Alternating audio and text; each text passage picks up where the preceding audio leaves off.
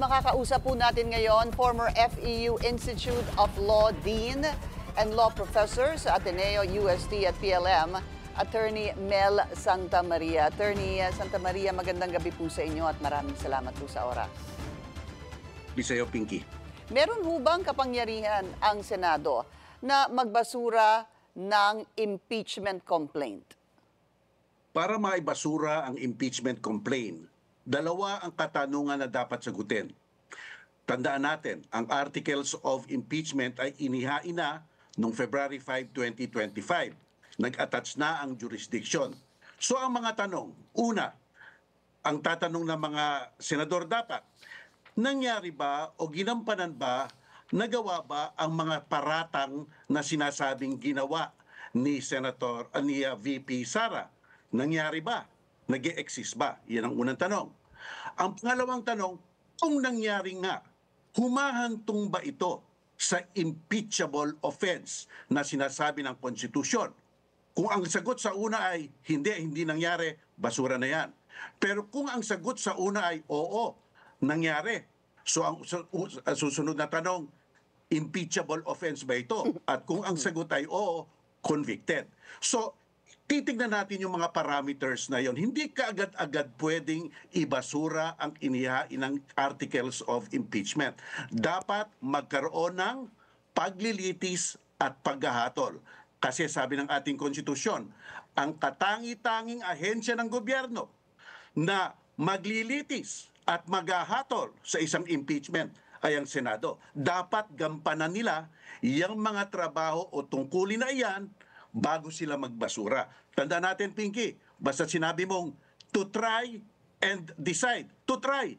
Magsusuri ng ebidensya, titignan ng mga testimonya, titignan ng mga koneksyon nito.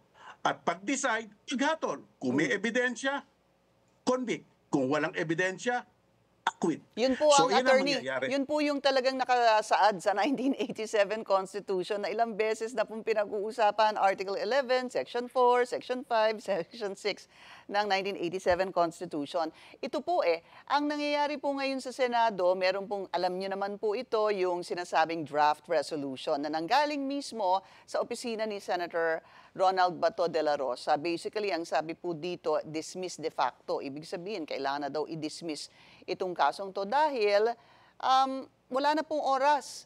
Dahil itinakda ang presentation of Articles of Impeachment ng June 11 and thereafter ang panunumpa ng mga senators bilang senator judges. Ang sabi po dito sa draft resolution, wala na pong oras.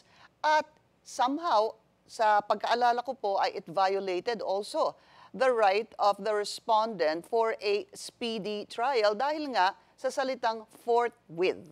Ano po ang masasabi niyo dito? Unang-una, doon sa violation of speedy trial. Okay? Tandaan natin na madami namang kasong inihain sa Korte Suprema ang sinasakdal. So hindi mo masasabing nagkaroon ng pagdidelay o pag-aantala sa pagdinig sa kasong ito. At pangalawa, ang proseso ay nangyayari ngayon sa ating senador. Nakikita natin ang bangayan dyan. May punto ang isa, may punto dito, so may due process. So yung deprivation of speedy trial, wala yon. Pwede mo nang itapon yon. Pangalawa, yung sinasabing resolution na ginawa ni Senator Bato, ultra vires yun.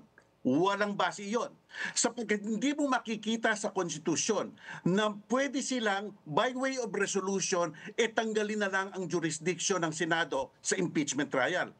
At walang base sapagkat sa mismong rules nila ng impeachment, wala namang ganyan. So ang tanong ng bayan, saan mo nakukuha ang kakayahan o kapangyarihan na gumawa ng resolution na yan? Wala naman yan sa Constitution. Okay, so wala naman yan sa rules ninyo. Wala po sa Constitution ang inyo pong sinasabi, Attorney Mel, no? At wala din po sa rules ng Senado.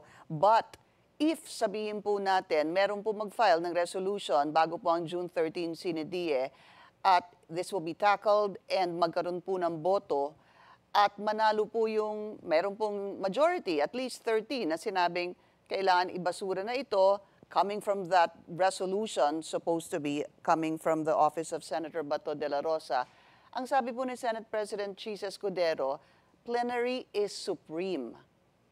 At kung meron pong magtatanong at magko-question dito, ay mag-question na lang daw sa Korte Suprema. Yan na nga ang mangyayari. Sapagkat bilang Senado, pwede nilang gawin ang gusto nilang gawin. Kaya lang ang pinakatanong, ito bang gagawin nila ay ayon sa ating saligang batas? Ito ba ay ayon sa mga limitation na tinatakda ng ating saligang batas? Kasi kung hindi ayon at ultra vires at walang base, ang tawag dyan, grave abuse of discretion.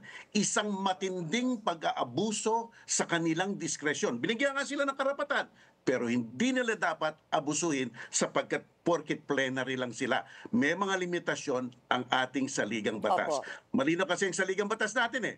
Pag kayo ang maglilitis at maghahatol. Yeah. So kayo po'y naniniwala doon sa sinabi ni Senate President, you agree with Senate President Jesus Cordero saying that the plenary is supreme. Whether magkaroon po ng grave abuse of discretion or not, supreme po ang plenary. The plenary may be supreme, but it does not necessarily follow that it is correct. Di ba? Kasi pwede mong gawin lahat ng pwede mong gawin. Kaya lang ang basic katanungan ginawa mo nga, pero tama ba? Yun ang tanong. Balikan ko po yung sinabi nyo na a grave abuse of discretion. Sabihin po natin umabot ito sa Korte Suprema at sabihin po ng Korte Suprema na nagkaroon ng grave abuse of discretion at kailangan ipagpatuloy o umpisahan ang trial. Ano po ang pananagutan ng mga senador that brought this forward, sir? Okay. Ang tinatawag natin ay isang sovereign function. Okay, halimbawa, ikaw ay isang senador. Katungkulan mo maglitis, katungkulan mo maghatol, katungkulan mo mag-legislate. Kung iyan ay sovereign function na ginagawa nila at nagkamali sila, at wala namang bad faith, walang kasong mafa-file sa kanila. Sadyang ganyan lang ang ating batas, no? Pero kung ito ay mapatunayan na ito ay conniving sila at saka alam naman nila na mali pero ginawa nila, ibang klase na iyan. At baka maano sila, ano yan parang betrayal of the public trust na rin yan.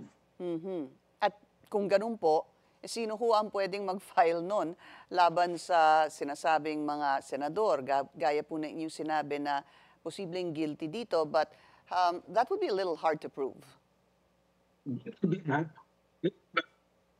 It is always in the mind. Kaya napakatinding at napakahirap i-prove yan. Kaya ang benefit of the doubt will always be with them.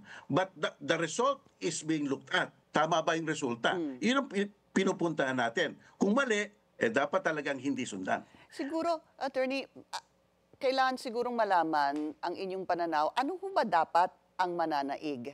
Yung pong nasa konstitusyon, Article 11, hindi ko po alam kung Section 4 o 5 o 6 yun. Yung sinasabing the Senate shall have the sole authority to try and hear all impeachment cases. Try and hear, try and decide. Yung po yung nakasulat, hindi ho ba?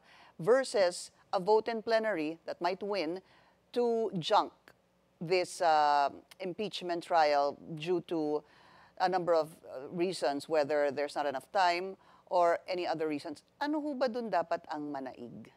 Saligang batas ang mananaig. Sapagkat ang saligang batas ang pinakamataas na batas natin. Wala dapat maglabag o gobiyan sa ating saligang batas. Kaya nga meron tayo niyan. Kasi ang ating saligang batas, binibigyan natin ng kapangyarihan ang mga departamento ng gobyerno. Kaya lang alam natin na pwedeng abusuhin. Kaya gumagawa rin ng limitasyon ang ating konstitusyon. At kaya nga ang ating konstitusyon, malinaw na malinaw, pag na-file yan, maglitis kayo at maghatol kayo. Iyan ang sabi ng konstitusyon. Happy po ang opinyon kung maaari bang tumawid ang impeachment mula 19th sa 20th Congress. Ano po ang inyong posisyon hinggil dito? Pwedeng-pwede, Pinky. Bakit? Alam mo, ang ating Senado, tatlo ang trabaho nila. Iba-iba. Ang una, gumawa ng batas, legislative. Ang pangalawa, mag-try ng impeachment trial, quasi-judicial. At pangatlo, nagro-roll sila ng electoral tribunal kung may protesta sa eleksyon. Tatlo yan. Ang sabi ng ating Korte Suprema, hindi porkit natapos na ang legislative nature ng Kongreso, tapos na rin lahat.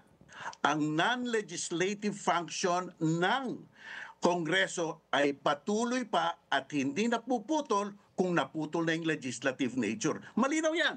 Malinaw yan sa kaso na dinesisyon na ng Korte Suprema. Kaya, ang impeachment trial is a quasi-judicial function. Tandaan natin, paglilitis at paghahatol.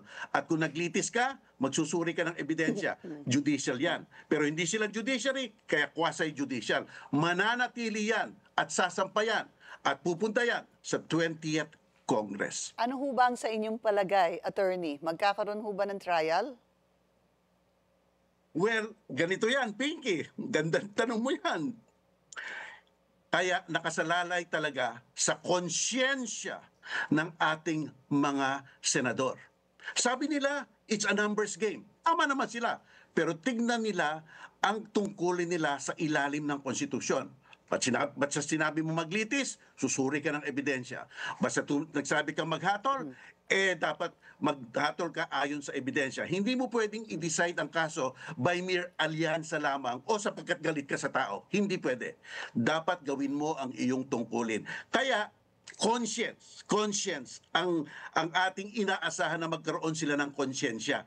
At kung hindi nila ituloy, aakyat na naman yan sa Korte Suprema. Maraming salamat po sa inyong oras. Former FEU Institute of Law Dean and Law Professor ng Ateneo, UST at PLM, Attorney Mel Santamaria.